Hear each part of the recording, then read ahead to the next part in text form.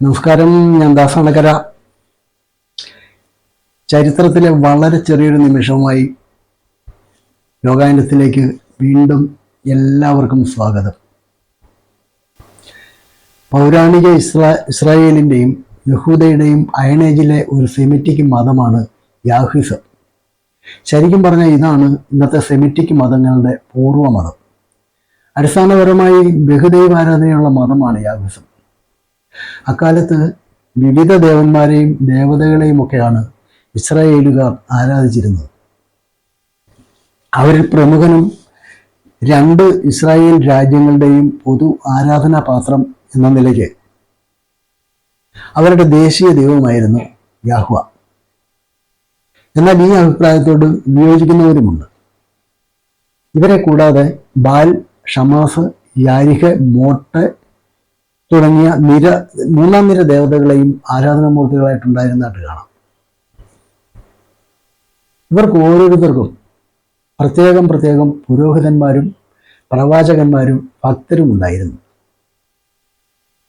ഈജിപ്തിലെ സിനായി ഉപദ്വീപിൽ നിന്നും കണ്ടെടുക്കപ്പെട്ട ലിഖിതങ്ങളിൽ യാഹ്വിസത്തിന്റെ ആചാരങ്ങളെ പറ്റി പറയുന്നുണ്ട്. അതിൽ ഉത്സവങ്ങൾ, യാഗങ്ങൾ, നേർച്ചകൾ, നിയമപരമായ തർക്കങ്ങളുടെ മതവിധി എന്നിവയൊക്കെ ഉൾപ്പെടുന്നുണ്ട്. യെരുശലേമിലെ ക്ഷേത്രം കൂടാതെ ഇസ്രായേൽ, യഹൂദ, ശമരിയ എന്നിവിടങ്ങളിൽ ഉടനീളം നിരവധി ആരാധനാലയങ്ങളും യാഹ്വയ്ക്ക് ഉണ്ടായിരുന്നതായിട്ട് ചരിത്രത്തിൽ നിന്ന് നമുക്ക് മനസ്സിലാക്കാം. പുതിയ തരത്തിലുള്ള ധാരാളം മതങ്ങളുടെ ഒരു പ്രവാഹം തന്നെ അക്കാലത്തുണ്ടായി. അവയുടെ ആശയപ്രചരണത്തിൻ്റെ കടന്നുകയറ്റം വഴി യാഹ്വയുടെ ദൈവികതയെ മാറ്റി നിർത്തുകയോ അല്ലെങ്കിൽ യാഹ്വയുമായി മറ്റ് ദൈവങ്ങളെ താരതമ്യപ്പെടുത്തുകയോ ചെയ്യുന്നത് വഴി യാഹ്വ സങ്കല്പം ക്രമേണ ക്ഷയിച്ചു തുടങ്ങി. പിന്നീട് യാഹ്വിസം നിരവധി വികസനങ്ങൾക്കും പുനഃക്രമീകരണങ്ങൾക്കും വിധേയമായി.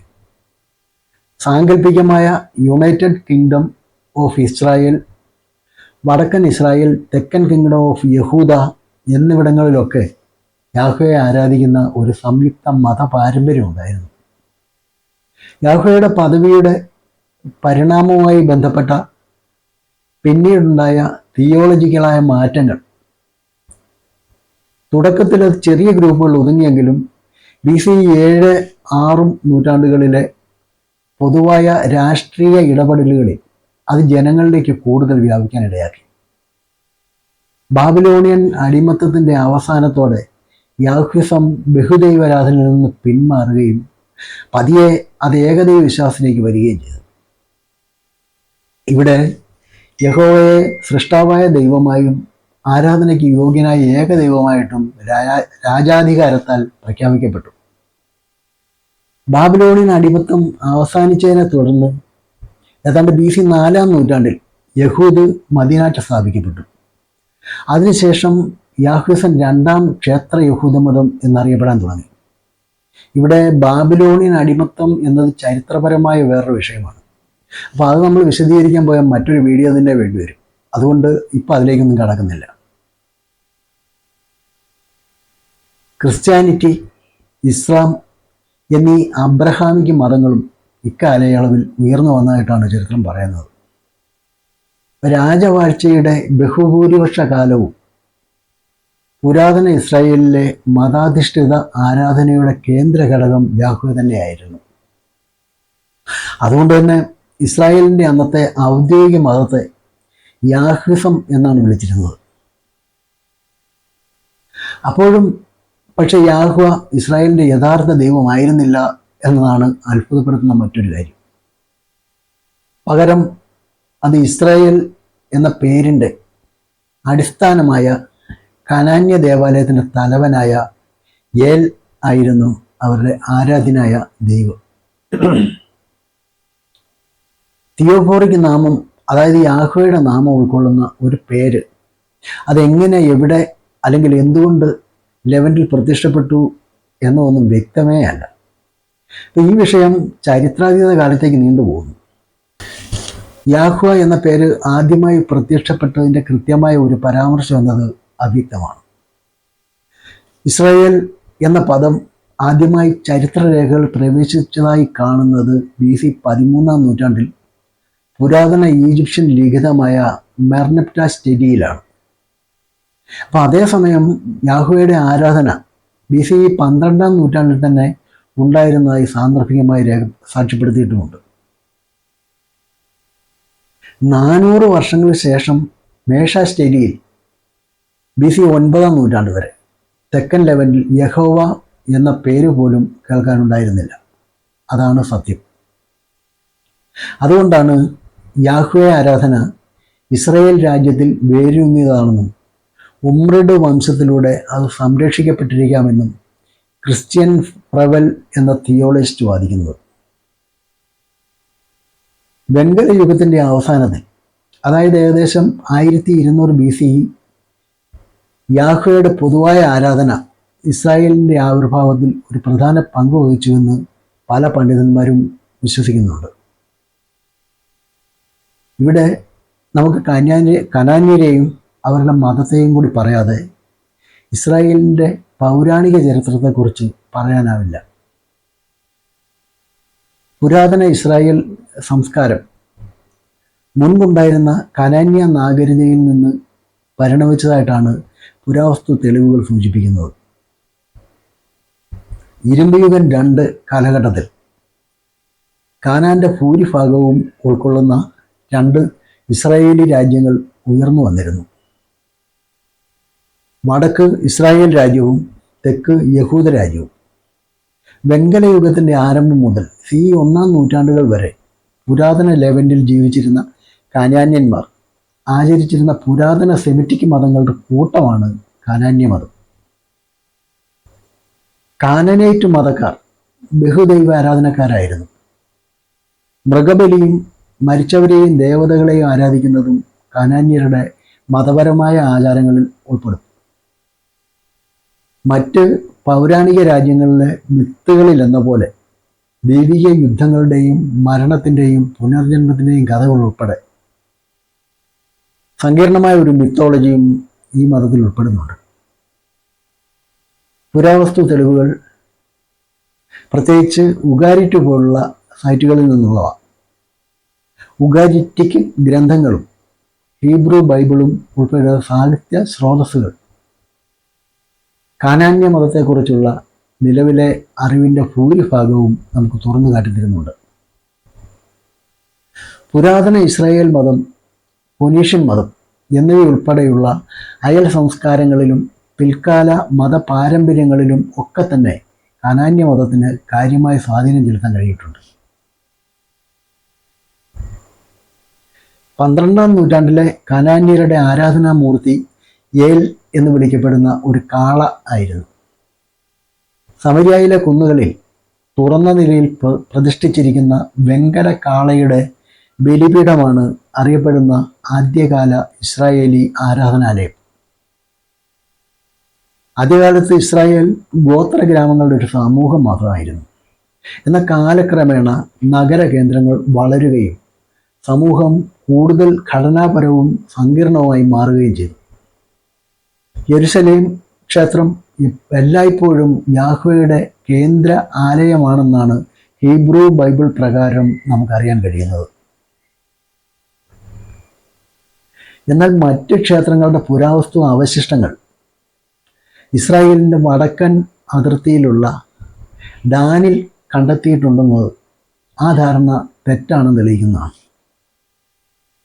അരാദ്, ബീർഷേബ, യഹൂദയുടെ തെക്കൻ മേഖലയിൽ മോത്സയും, ഷീമോ, ബെതേൽ, ഗിൽഗാൽ, മിസ്പ, രാമ, ദാൻ തുടങ്ങിയ ഇടങ്ങളൊക്കെ ഉത്സവങ്ങൾ, യാഗങ്ങൾ, നേർച്ചകൾ, സ്വകാര്യമായ മറ്റു ചില ആചാരങ്ങൾ, നിയമപരമായ തർക്കങ്ങൾ, തീർപ്പ് എന്നിവയ്ക്കുള്ള പ്രധാന കേന്ദ്രങ്ങളായിരുന്നു. മതപരമായ സമന്വയത്തിൻ്റെ ഒരു കാലഘട്ടത്തിൽ കനാന്യ ദൈവമായ ഏലിനെ യഹോവയ്ക്ക് തുല്യമായി കണക്കാക്കുന്നത് ഇസ്രായേല്യരുടെ ഇടയിൽ അംഗീകരിക്കപ്പെട്ടിരുന്നൊരു കാര്യമാണ്. കൂടാതെ പ്രവാസത്തിനു മുമ്പുള്ള കാലഘട്ടത്തിലെ ചില പുരാതന ഇസ്രായേല്യ കുടുംബങ്ങൾ മറ്റ് കനാന്യ ദേവതകളെ യഹോവയുമായി സമന്വയിപ്പിച്ചതായിട്ടാണ് ഓനോമാസ്റ്റിക് തെളിവുകളും സൂചിപ്പിക്കുന്നത്. ഈ പ്രതിഭാസത്തെ ചില ഗവേഷകർ നമ്മൾ നാനാത്വം ഏകത്വം എന്നൊക്കെ പറയുന്നത് പോലെ എല്ലാം ഉൾക്കൊള്ളുന്ന ഒരുതരം ഏകത്വം എന്നാണ് വിശേഷിപ്പിക്കുന്നത്. എന്നാൽ മറ്റൊരഭിപ്രായത്തിൽ വ്യത്യസ്ത ഇസ്രായേലി ഗോത്രങ്ങൾ പലതരം വിശ്വാസങ്ങൾ പുലർത്തിയിരുന്നുവെങ്കിലും ഏലിനെ രാജവാഴ്ചയുമായി ബന്ധമില്ലാത്ത കേവലം ഒരു പ്രാദേശിക ദൈവമായിട്ടാണ് കണ്ടിരുന്നത്. അതുകൊണ്ട് തന്നെ ക്ഷേത്രങ്ങൾക്ക് പകരം ചെറിയ തോതിലുള്ള പുണ്യസ്ഥലങ്ങൾ മാത്രമേ ഏലിന് നിർമ്മിക്കപ്പെട്ടിരുന്നുള്ളൂ. BCE 9-ാം നൂറ്റാണ്ടിൽ ഏലിയ പ്രവാചകനോടും അവസാനമായി 8-ാം നൂറ്റാണ്ടിൽ ഹോസിയ പ്രവാചകനോടൊപ്പവും യാഹ്വയുടെ ആരാധന ആരംഭിച്ചു എന്ന് വേണം കരുതാൻ. ഇസ്രായേൽ ജനം ആരാധിക്കേണ്ട ഏക ദൈവമാണ് യാഹ്വ എന്ന് അവർ വിശ്വസിച്ചു. ഇസ്രായേലിയരുടെ പരമ്പരാഗത വിശ്വാസങ്ങളിൽ നിന്ന് ശ്രദ്ധേയമായ ഒരു വ്യതിചലനം ഉണ്ടായത് ബാബിലോണിയൻ പ്രവാസത്തിൻ്റെ ദേശീയ പ്രതിസന്ധിയുടെ കാലത്താണ്. ഏകാധിപത്യത്തിൽ നിന്ന് ഏകദൈവ വിശ്വാസത്തിലേക്കും അതിൻ്റെ വിപുലീകരണത്തിലൂടെ യാഹ്വയിൽ നിന്ന് യഹൂദ മതത്തിലേക്കുമുള്ള പരിവർത്തനം നടന്നു. ചില ഗവേഷകർ വ്യാപകമായ ഏകദൈവാരാധനയുടെ തുടക്കം BC 8-ാം നൂറ്റാണ്ടിലാണെന്നും അവ അസീറിയൻ ആക്രമണത്തോടുള്ള പ്രതികരണമായിട്ടായിരുന്നു ഇതെന്ന് കരുതുന്നവരുണ്ട്. പൊതുവർഷം 539 ബാബിലോൺ പേർഷ്യക്കാരുടെ കീഴിലായതോടെ ബാബിലോണിയൻ പ്രവാസം ഇസ്രായേലിയർ അവസാനിപ്പിച്ചു. എസ്ര 2 അനുസരിച്ച് നാട് കടത്തപ്പെട്ട ഇസ്രായേലിയരിൽ 42,360 പേർ ജെറുസലേമിലേക്ക് മടങ്ങി. യഥാർത്ഥ പ്രവാസികളുടെ പിൻഗാമികൾ എന്ന നിലയിൽ അവർ ഒരിക്കലും യഹൂദയിൽ ജീവിച്ചിരുന്നില്ല. എന്നിരുന്നാലും ബൈബിൾ രചയിതാക്കളുടെ കാഴ്ചപ്പാടിൽ അവർ അല്ലാതെ ഭൂമിയിൽ വേറെ ആരും അപ്പോൾ അവശേഷിച്ചിരുന്നില്ല. ഇസ്രായേൽ ഇപ്പോൾ യഹൂദ് എന്ന് വിളിക്കുന്ന യഹൂദ അന്നൊരു പേർഷ്യൻ പ്രവിശ്യയായിരുന്നു. മടങ്ങിയെത്തിയവർ ബാബിലോണിലെ പേർഷ്യൻ ബന്ധങ്ങളുടെ പിന്തുണയോടെ അവിടെ അധികാരം സ്ഥാപിച്ചു. പഴയ യാഹ്വേ അലോൺ പ്രസ്ഥാനത്തിൻ്റെ പിൻഗാമികളെ പ്രതിനിധീകരിക്കുന്നുണ്ടെങ്കിലും അവർ സ്ഥാപിക്കാൻ വന്ന മതം രാജവാഴ്ചയുള്ള യാഹ്വിസത്തിൽ നിന്ന് വളരെ വ്യത്യസ്തമായിരുന്നു. പൗരോഹിത്യത്തെക്കുറിച്ചുള്ള പുതിയ ആശയങ്ങൾ ഇതിൽ ഉൾപ്പെടുത്തി. ലിഖിത നിയമത്തിലും അതുവഴി തിരുവെഴുത്തുകൾ എന്ന് വിളിക്കപ്പെടുന്ന ലേഖനങ്ങളിലും അതിൻ്റെ പ്രതിഫലനമുണ്ടായി. ഈ പുതിയ ഇസ്രായേലിൻ്റെ സമൂഹം പരിശുദ്ധി കാത്തു സൂക്ഷിക്കാൻ എന്ന പേരിൽ പുറത്ത് മിശ്രവിവാഹം നിരോധിച്ചു. ഈ പുതിയ വിശ്വാസമാണ് പിന്നീട് 2-ാം ക്ഷേത്ര ജൂതമതമായിട്ട് പരിണമിച്ചത്. മലക്കുകൾ ദൈവങ്ങളുടെ സന്ദേശവാഹകർ ആയിരുന്നെങ്കിലും പിൽക്കാലത്ത് ക്രിസ്തുമതം, യഹൂദമതം, ഇസ്ലാം എന്നിവയിൽ അത് മാലാഖമാരായി പുനർജനിച്ചു. കെരൂബുകൾ എന്നിവ പോലെയുള്ള മറ്റ് സ്വർഗീയ ബിംബകൽപ്പനകളും ഉണ്ടായിരുന്നു. ഇസ്രായേലിൻ്റെ ചരിത്രത്തിൻ്റെ ആദ്യകാലങ്ങളിൽ യാഹ്വേക്കൊക്കെ ഒപ്പം ബാലിൻ്റെയും ആരാധന നിലവിലുണ്ടായിരുന്നു. BCE 9-ാം നൂറ്റാണ്ടിന് ശേഷം ബാലിനെ ദേശീയ ദൈവമായി ഉയർത്താനുള്ള ആഹാബ് രാജാവിൻ്റെയും അദ്ദേഹത്തിൻ്റെ രാജ്ഞിയായ ഇസബെലിൻ്റെയും ശ്രമങ്ങളെ തുടർന്ന് ബാലിൻ്റെ ആരാധന കുറച്ചു കാലം കൂടി തുടർന്നെങ്കിലും പിന്നീടത് അനുയായികളില്ലാതെ നിലച്ചുപോയി. ഉത്സവങ്ങൾ, യാഗങ്ങൾ, നേർച്ചകൾ, നിയമപരമായ തർക്കങ്ങളുടെ തീർപ്പ് എന്നിവ അക്കാലത്തെ മറ്റ് സെമിറ്റിക് മതങ്ങളുടെ സവിശേഷതകളായിരുന്നു. അത് യാഹ്വിസത്തിലേക്കും ആ ആചാരങ്ങൾ കടന്നു വന്നു. ഗ്രാമീണ ജീവിതത്തിലെ പ്രധാന സംഭവങ്ങളുമായി ബന്ധപ്പെട്ടുള്ള 3 മഹത്തായ വാർഷിക ഉത്സവങ്ങളാണ് യാഹ്വേ ആരാധനയുടെ കേന്ദ്രം. ആട്ടിൻകുട്ടികളുടെ ജന്മത്തെ ആഘോഷിക്കുന്ന പെസഹ, ധാന്യങ്ങളുടെ വിളവെടുപ്പ് ഉത്സവമായി ഷാവോത്ത്, പഴങ്ങളുടെ വിളവെടുപ്പിനൊപ്പം സുക്കോത്ത് എന്നിവയായിരുന്നു ആ ആചാരങ്ങൾ. ഇസ്രായേലിൻ്റെ ദേശീയ പുരാണങ്ങളിലെ സംഭവങ്ങളുമായി അവ കാലക്രമേണ ബന്ധപ്പെടുത്തി ആചരിക്കാൻ തുടങ്ങി. ഈജിപ്തിൽ നിന്നുള്ള പാലായനത്തോടൊപ്പമുള്ള പെസഹ, സീനായിലെ നിയമനിർമ്മാണത്തോടൊപ്പമുള്ള ഷാവൂത്ത്, മരുഭൂമിയിലെ അലഞ്ഞുതിരിയലുമായി ബന്ധപ്പെട്ട് സുക്കോട്ട്. അങ്ങനെ ഇസ്രായേലിൻ്റെ രക്ഷയെയും അവൻ്റെ, അതായത് യാഹോയുടെ വിശുദ്ധ ജനം എന്ന നിലയിൽ ഇസ്രായേലിൻ്റെ പദവിയെയും ആഘോഷിക്കുന്ന ഉത്സവങ്ങളായി അവയൊക്കെ പിൽക്കാലത്ത് മാറി, അല്ലെങ്കിൽ മാറ്റി.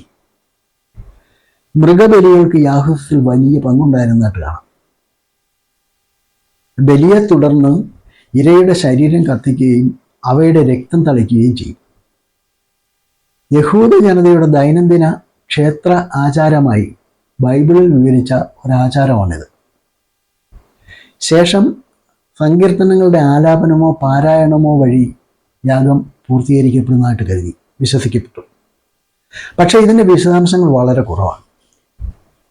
ലേവ്യ പുസ്തകം 1:16 വിശദമാക്കിയിരിക്കുന്ന ആചാരങ്ങൾ ശുദ്ധിയിലും പാപപരിഹാരത്തിലുമുള്ള ഊന്നൽ നൽകി.